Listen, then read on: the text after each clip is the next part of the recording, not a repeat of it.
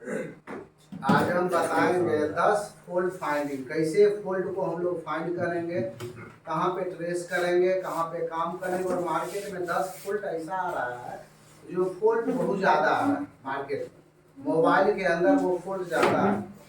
तो सबसे पहले हम लोग फेक चार्जिंग के बारे में बात करेंगे। तो फेक चार्जिंग कहाँ से फॉल्ट आता है ये जानेंगे।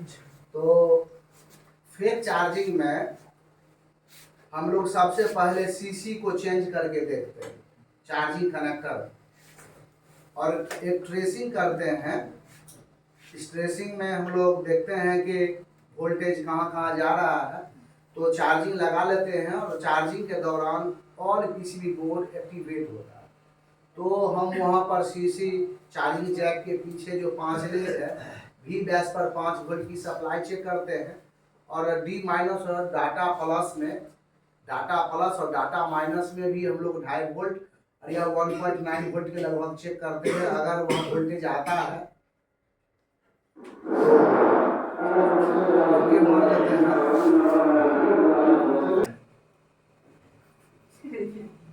जैसे कि no charging, invalid charger, charging not supported या फेक चार्जिंग, ये सब बहुत सारा जो फॉल्ट आ रहा है मार्केट में, इस सब का कहानी सिर्फ 2 कहानी से ही। एक नंबर है कि सर्किट जो है वो सर्किट कहीं न कहीं लीकेज हो जाएगा। लीकेज होने का मतलब ये है कि लूज कनेक्शन हो सकता है। कोई भी मोबाइल बनाने के लिए आता है, तुरंत में हम लोग जैक चेंज कर देते हैं। तुरंत में जैक नहीं चेंज करना चाहिए, एक केबल लगा करके चेक करना, उसका केबल भी खराब हो सकता है। उसके पास तो 1 पीस केबल है, हम लोग इसीलिए 4-4 पीस एक सर्किट, कोई एक खराब होगा और उसे चेक करें। तो यहाँ पर लगा के हम फुल्ली चेक करेंगे, उसको वोल्टेज चेक करेंगे। तब वोल्टेज कैसे चेक करेंगे? तो सर्किट में सबसे पहले सेकेंडरी बोर्ड लगा होता है मोबाइल के अंदर। सेकेंडरी बोर्ड में हम सीसी पूरा खोल लेंगे, और हम बी टाइप है तो बी टाइप, सी टाइप है तो सी टाइप जैक हम लोग लगा लेंगे, और लगा करके कुछ वोल्टेज को हम लोग ट्रेस करेंगे, चेक करेंगे। तो हम वोल्टेज यहाँ चेक कर रहे हैं 5 वोल्ट वी बेस की लाइन का, तो वहां पर वी प्लस डी माइनस को भी वोल्टेज चेक करना है, और वी बेस लाइन का भी वोल्टेज 5 वोल्ट चेक करना है। उसके बाद to board connector, secondary board में जो लगा हुआ बोर्ड है उस पर भी 5 वोल्ट चेक करना है।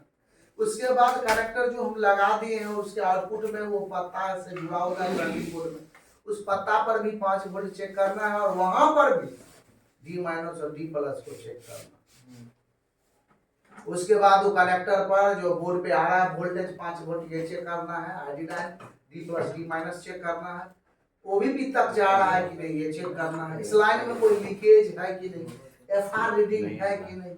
एफआर रीडिंग आ जाता है तो लाइन में लीकेज होता है, उसके वजह से भी ये प्रॉब्लम, मान लो कि 10-5 कैपेसिटर लगा, एक कैपेसिटर लीकेज हो गया। तो जब लीकेज हो जाएगा, ओबीपी लीकेज होता है, लीकेज हो जाएगा तो वोल्टेज सब इधर ड्रॉप हो जाएगा, तो चार्जिंग शो करेगा लेकिन परसेंटेज बढ़ेगा नहीं। जैसे कि हम गांव में खेत पटाते हैं तो सोर्स कहीं से पानी हम लिए और पानी पाइप बीच से कहीं से फट जाए या खुल जाए, जोर जोर के हम लोग ले जाते हैं, कहीं से खुल जाए तो पानी मिस होकर दूसरा फटने लगता है, पानी वहां जाने लगेगा। तो जो मूलतः पानी जो जहां जाना चाहिए वहां पानी कम मिलेगा, तो क्या हो जाएगा, लीकेज आ जाएगा, फिर चार्जिंग आ जाएगा, समझ।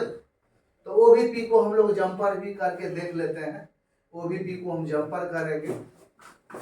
लेकिन चार्जिंग आईसी के आउटपुट में डाटा लाइन में कोई दिक्कत होगा, बैटरी कनेक्टर में भी दिक्कत होगा, या बैटरी में भी दिक्कत होगा, फिर भी चार्जिंग फॉल्ट होगा। आईडी लाइन में दिक्कत होगा, बैटरी कनेक्टर में 4 लाइन होता है, बैटरी कनेक्टर में एक लाइन होता है वी बैट, दूसरा होता है आईडी, और तीसरा होता है टेम्परेचर या थर्मल, टेम्परेचर या थर्मल, और चौथा होता है ग्राउंड।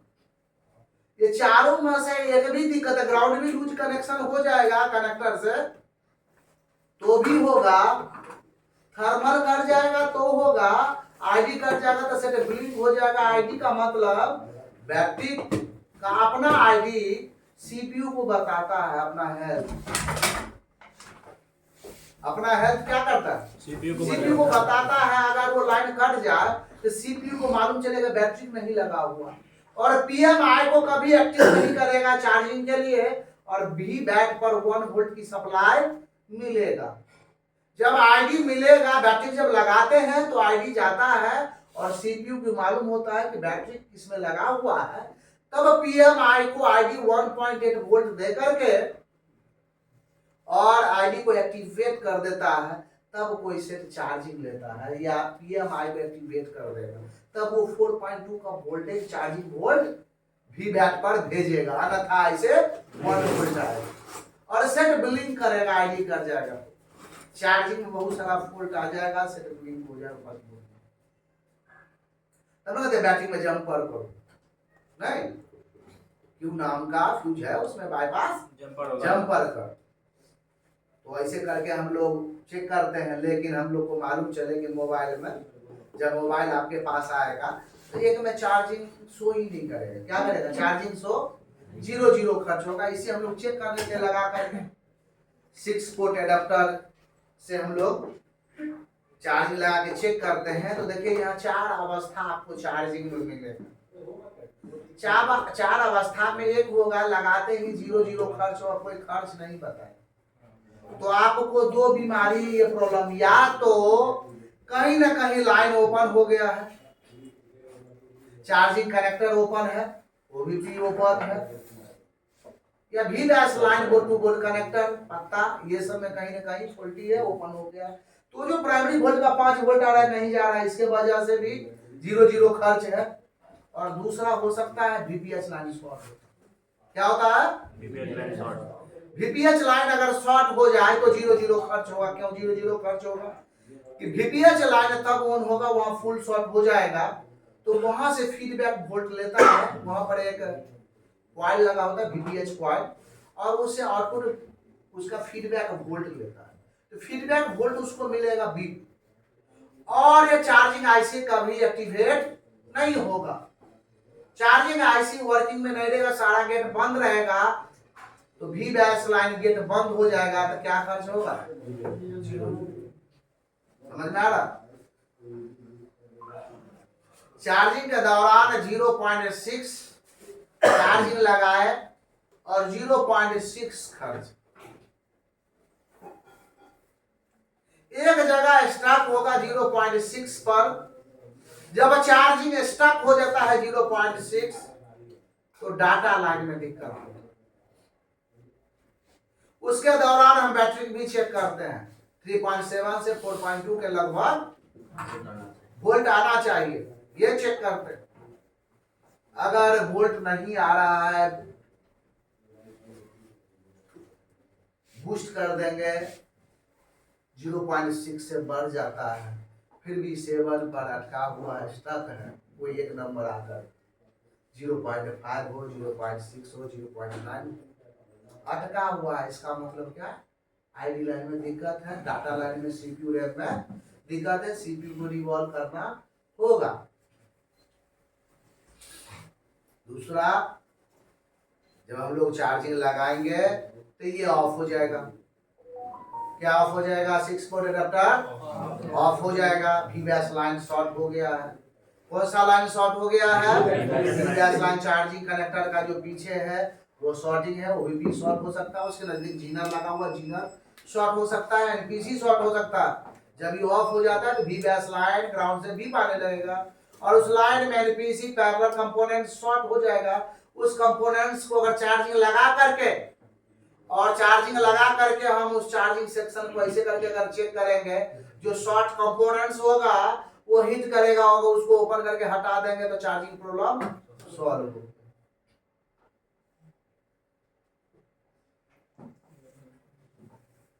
और एक होगा लास्टली, 4 में से लास्ट बचा है, हम चार्जिंग लगाएंगे 0.1, 0.2, 0.3, 0.4, 0.5, 0.6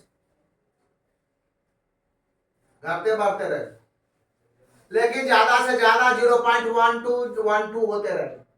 इसके दौरान आपका बैटरी कनेक्टर या बैटरी खराब है, क्या है खराब, बैटरी कनेक्टर या बैटरी का आईडी लाइन कट गया है या थर्मल लाइन कट गया है या पॉजिटिव लाइन कट गया है, इसके वजह से बैटरी को वो सर्च कर रहा है, इसीलिए वहां एरर लिख रहा है 0.1, 0.2 और 0.3 और 0.4 और पुनः 0। तो बैटरी का आप में लगा हुआ है, लेकिन बैटरी कटा हुआ लाइन, कोई ना कोई 4 लाइन में से कोई लाइन कटा हुआ है, मिस है, ओपन है बैटरी कनेक्टर, आईडी लाइन खराब। तो हम चेक करेंगे बैटरी कनेक्टर को। पहले बैटरी कनेक्टर पर वोल्टेज आ रहा है कि नहीं, तो भी बैट पर 1 वोल्ट बैटरी कनेक्टर पर चार्जिंग लगा करके चेक करेंगे। क्या लगा करके चेक करेंगे? और डीसी सप्लाई में से मल्टीमीटर को हम लोग वोल्ट पे रखेंगे, 20 वोल्ट पर। मल्टीमीटर को 20 वोल्ट पर रखेंगे, उसमें चार्जिंग 6 वोल्ट अडेप्टर से लगा लेंगे और बैटरी कनेक्टर पर हॉट ट्रेसिंग करेंगे। हॉट ट्रेसिंग में भी बैट पर 1 वोल्ट के लगभग आना चाहिए, जब बैटरी को हटा देंगे। इसलिए आईडी बता रहा है कि बैटरी लगा हुआ नहीं है, 1 वोल्ट आएगा। आईडी पर 1.7, 1.8, 1.9, 1.6 इसके लगभग आ सकता। अलग अलग मीडियाटेक, क्वालकॉम, स्पेक्ट्रम, अलग अलग मॉडल में अलग अलग वोल्टेज आता है। थर्मल पर 2.8, 2.9 आएगा, 2.7 आएगा थर्मल। तो हम समझ जाएंगे कि मेरा मोबाइल पूरा पीएमआई ओके। क्या है? PMI okay. इसीलिए पीएमआई अपना पूरा काम कर रहा है।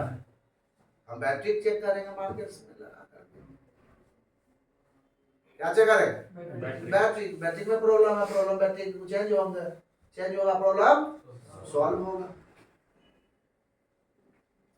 तो हम लोग चारों जाने कि कहां पर क्या दिक्कत होगा और एक बार में हम लोग सलूशन निकाले हैं कहां से। आगे बढ़ते हैं। चार्जिंग बता दिए हैं, थोड़ा सा अब डाटा लाइन, सीपीयू रैम को कैसे जानेंगे सही खराब, पीएमआई को कैसे जानेंगे सही खराब। तो हर एक आईसी के नजदीक जैसे कि सेट आपके पास लेके आता और बताता है कि सेट मेरा डेड है।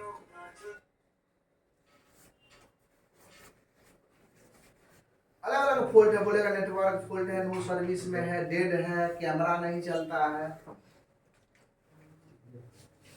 चार्जिंग, बहुत सारा फॉल्ट। तो सबसे पहले कोई सेट आता है आपके पास और बोलता है कि सेट डेड है, तो सबसे पहले क्या काम करना है कि सेट डेड है तो पहले आई एक्सरे करते हैं, 6 पोर्ट एडेप्टर में लगा कर देखते हैं रीडिंग क्या है। डीसी सप्लाई मशीन में बूट केबल लगा के देखते हैं इसका रीडिंग क्या है। आई एक्सरे करते हैं कि वाटर डैमेज है, क्या दिक्कत है। जैसे कि हम यहाँ वाटर डैमेज देखेंगे तो यहाँ का देखेंगे ये रेड हो गया, दिखाई दे रहा,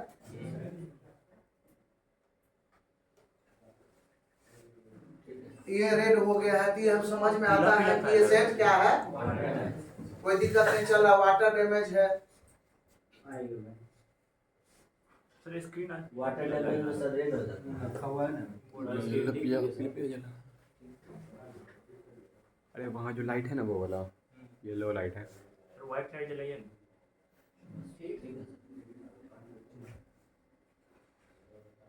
क्या किया सर? हाँ आप ठीक, आप भी तो मजा है। हाँ ये लिथमस पेपर है, ये अगर वाटर डैमेज होता है, लिक्विड डैमेज होता है, ये रेड हो जाता है और सर्विस सेंटर इससे पहचान लेता है कि सेट जो है फिजिकल डैमेज हो चुका है। तो हम लोग को इस सेट डेड आता है तो ये सब रीड करना है कि फिजिकली रूप से वाटर डैमेज है कि नहीं, सेट गिरा हुआ है, ब्रोकन है, सेट पटका लगा हुआ है। तो सेट जब गिरता है तो सबसे पहले मोबाइल का पीसी, मोबाइल का पूरे सबसे कमजोर पार्ट उसका डिस्प्ले है जो कांच का बना हुआ है।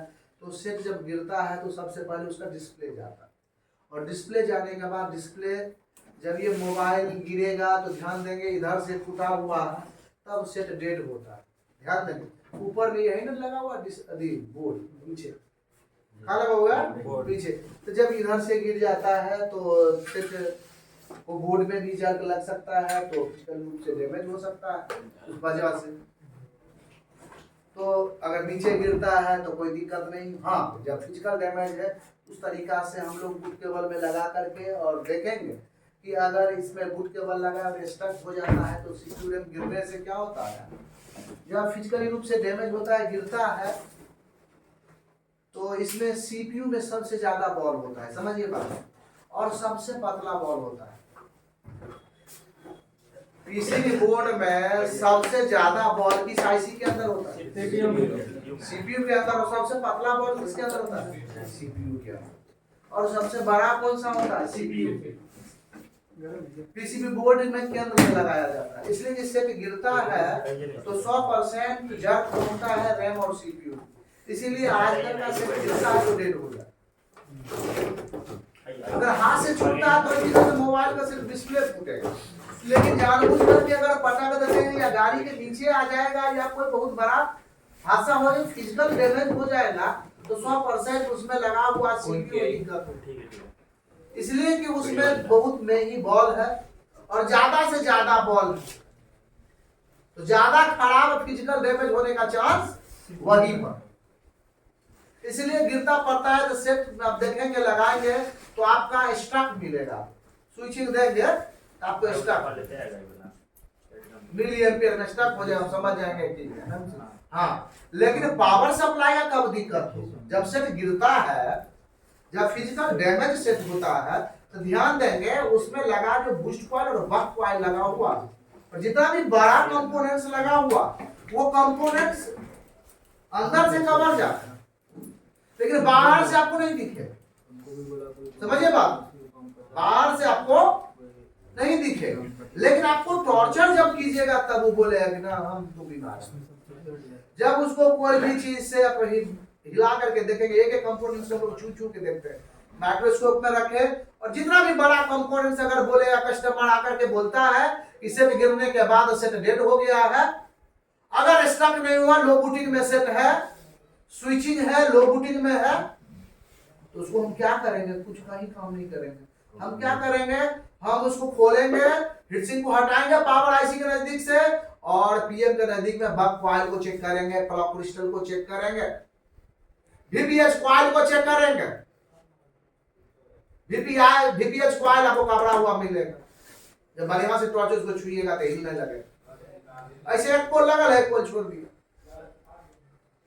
आप जब उसको आप छेड़ेंगे तो हिलेगा, बस उसको कुछ नहीं करना, उसको फिर से हिट करके लगा देना। प्रॉब्लम बीमारी खोज रहे पहले, सबसे पहले कोई मोबाइल आता है तो उसका आई एक्सरे हो।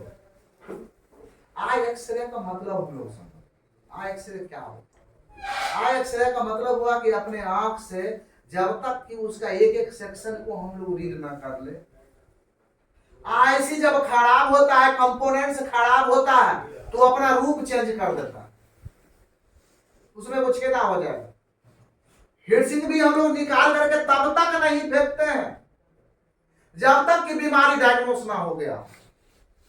क्या होता है कि हम आईसी खराब हो गए तो हीटसिंक उसके माथा पे लगा हुआ है, वो थोड़ा सा वहां से जलेगा और वहां थोड़ा सा धुआं छोड़ देगा, ब्लैक कहां छोड़ देगा, हीटसिंक के जो हीटसिंक लगा हुआ, और धुआं जब भी हमको मिला तो हम समझ गए आईसी खत्म हो गया।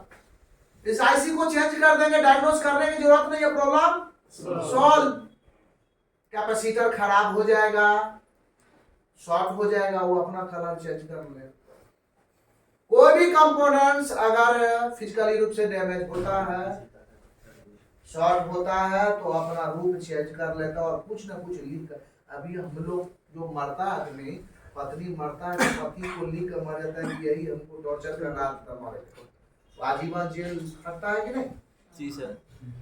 वैसे मोबाइल के अंदर कुछ अगर खत्म होता है तो हीटसिंक पर लिख करके चला जाएगा, नहीं तो तुम्हारा आई एक्सरे कर ले, एक्सरे एक एक आईसी का एक्सरे करेंगे, उसमें छेदा हो जाएगा आईसी के अंदर और सेट हो जाएगा दिन। लेकिन हम लोग हमारा कुछ नहीं, जो आई एक्सरे कर ले। लेकिन अभी से आदत डालेंगे, कुछ मोबाइल को हम थोड़ा सा समय देंगे, उसको देखेंगे एक अलग अलग सेक्शन।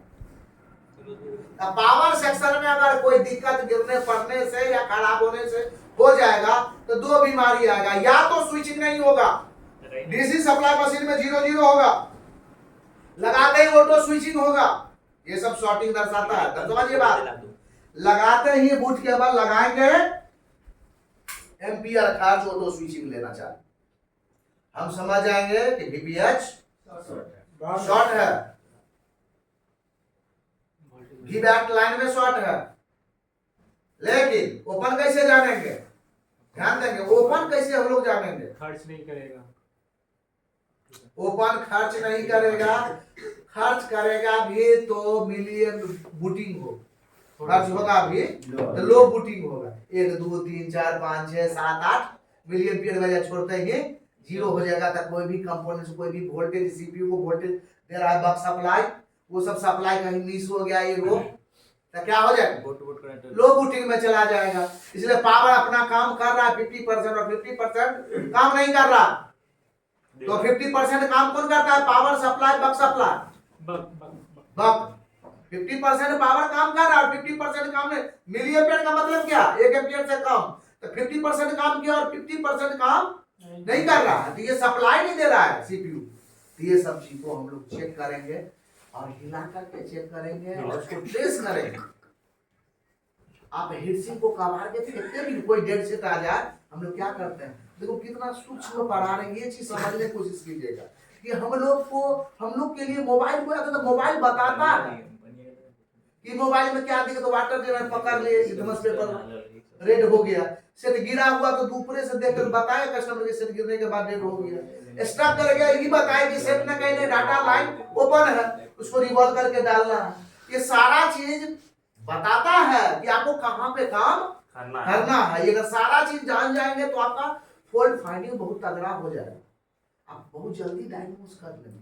दिन भर में मान लीजिए 1-2 मोबाइल ही तुम बना पाते हो तो 500,000 कमा पाओगे, लेकिन दिन भर में तुम्हारे पास स्पीड होगा तो 10 मोबाइल रिपेयर कर सकते हो। कस्टमर भी आना चाहिए सबका, देखिए कस्टमर तब आएगा तुम्हारे पास नॉलेज होगा, ध्यान देना, ईटा मान के मोबाइल पूरा लेट से आएगा लेकिन आएगा, एकदम आएगा।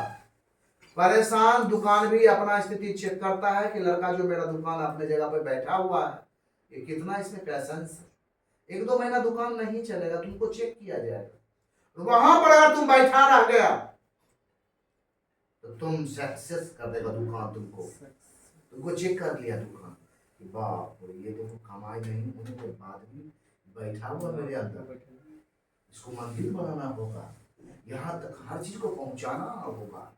यहाँ एक चीज जान लो, 110% व्हाइट एनर्जी होता है और माइनस में 110% ब्लैक एनर्जी, तो ब्लैक एनर्जी तो खत्म कर दे, व्हाइट एनर्जी वो पॉजिटिव एनर्जी, उसी को हम लोग भगवान मानते हैं।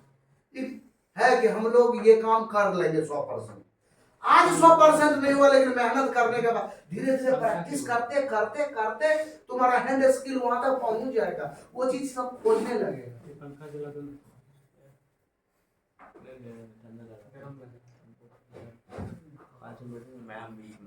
मान लीजिए कैमरा मॉडल नोट रेडी लिख रहा है, क्या लिख रहा है, not ready, camera model note ready, camera stand by, camera DC fold, ये सब प्रॉब्लम है।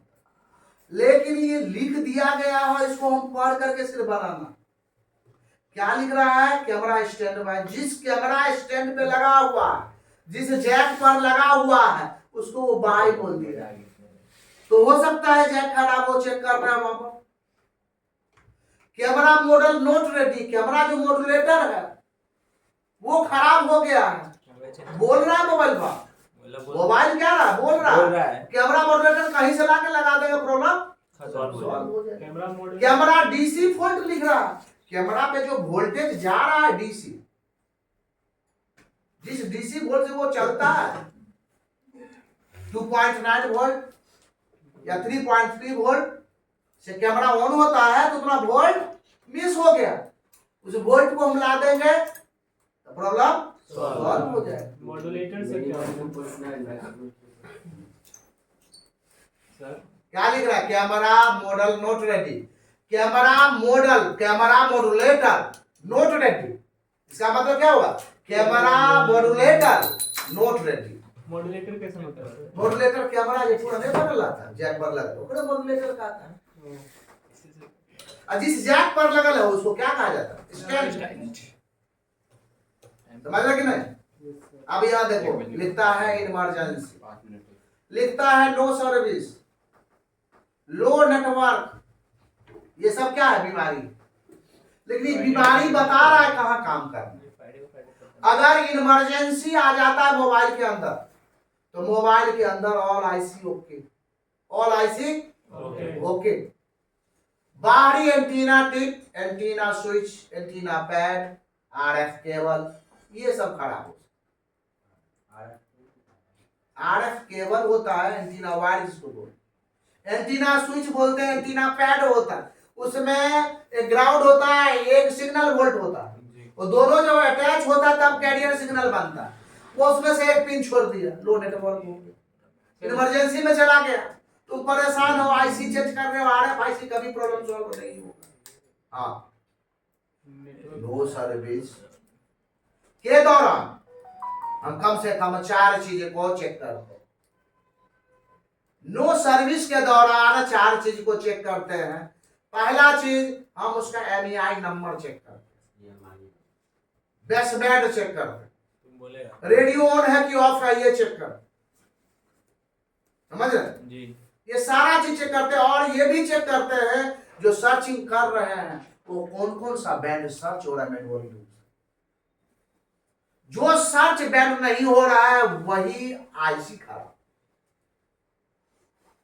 तो मोबाइल तो सारा चीज बता देता है, लेकिन उसको पढ़ करके जो मोबाइल बना देगा, अब मान लीजिए लिख रहा है वहां पर सारा सर्च हुआ, 4G काम नहीं कर रहा, जियो का सिम लगाते हैं नेटवर्क नो सर्विस में चला जाता है जी। एयरटेल लगाते हैं तो नेटवर्क आता है, 2G 3G आता है, लेकिन जियो लगाते हैं तो 4G नहीं है, नो सर्विस में चला जाता है।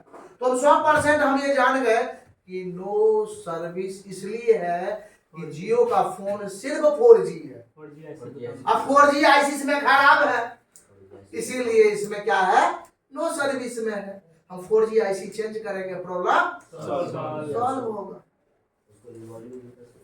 हाँ, काट कर रिवॉल्व करके डालो कोई भी चीज का। देखो कोई भी आईसी को रिवॉल्व कब करते हैं और चेंज कब कर सकते हैं, बहुत बड़ा महत्वपूर्ण क्वेश्चन है। दिन भर आप खाता खुद नहीं मिलेगा, कुछ नहीं, प्रॉब्लम है सॉल्व नहीं होगा। तो अब कब किस आईसी को रिवॉल्व करेंगे, कब चेंज करेंगे, ये देखिए। आईसी जो है वह दो तरह से खराब होगा। एक तो आईसी का जो बॉल है वो मिस कर जाएगा, फिजिकली रूप से डैमेज हो जाएगा, पीसी बोर्ड से छोड़ देगा, समझ रहे? फिजिकली रूप से छोड़ देगा तो क्या हो जाएगा? वो ओपन हो जाएगा। क्या हो जाएगा? ओपन हो जाएगा। तब उसको रिवॉल्व करने की जरूरत है। क्या है? जब इसका बॉल कोई भी वजह से वाटर डैमेज हो या फिजिकल डैमेज हो या नमी लग जाए, दुतिया लग जाए, उसमें कुछ भी लग जाए, तब वो मिस कर गया है, तब उसको रिवॉल्व करते हैं। लेकिन जब इस पे वोल्टेज हम दे रहे हैं और सारा वोल्ट के वो सारा वोल्ट खा जा रहा है और हीट हो रहा है अपने आप को, शॉर्ट है वो सेट, इसलिए कि आईसी का मतलब होता है इंटीग्रेटेड सर्किट, बहुत सारा रेजिस्टेंस, कैपेसिटर, डायोड के मेल से एक आईसी का निर्माण हुआ है।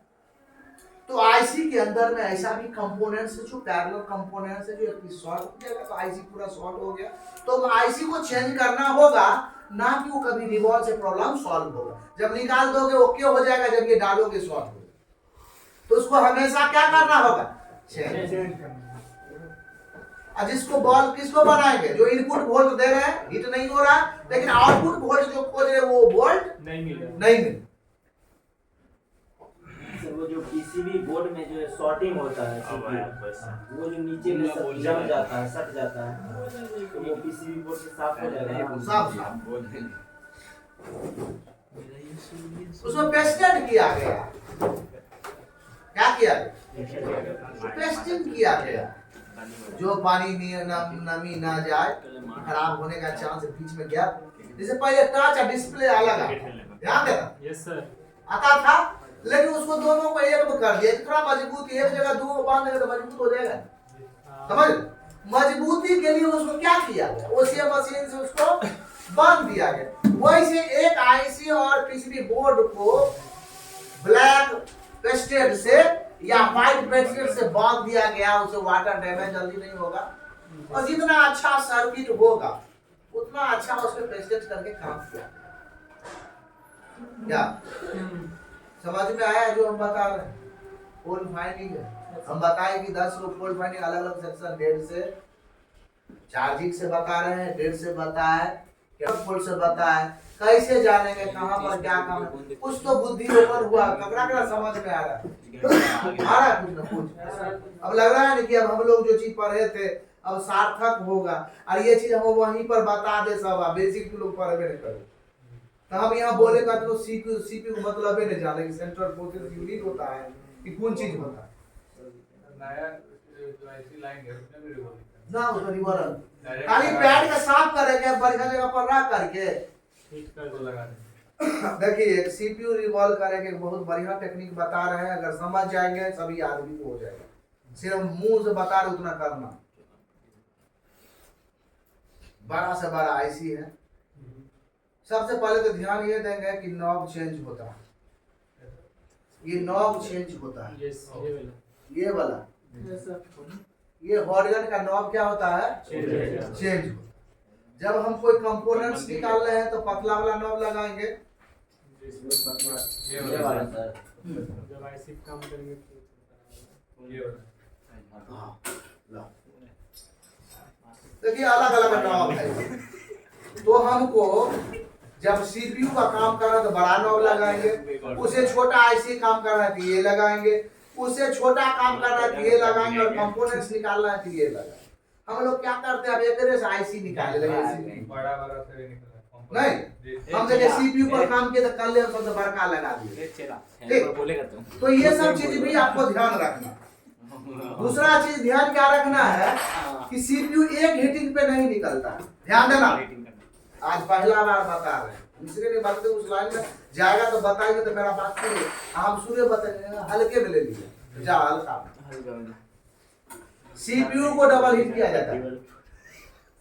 डबल हिट क्या किया जाएगा, पहले 330 340 पर हिट करेंगे, 30 सेकंड के बाद उसका हिटिंग 360-70 कर देंगे, आईसी टप से निकल जाए। कब से सर 3 मिनट का वीडियो होगा? 30 मिनट हो गया सर। बंद कर, ज्यादा हो जाएगा। ज्यादा ऊपर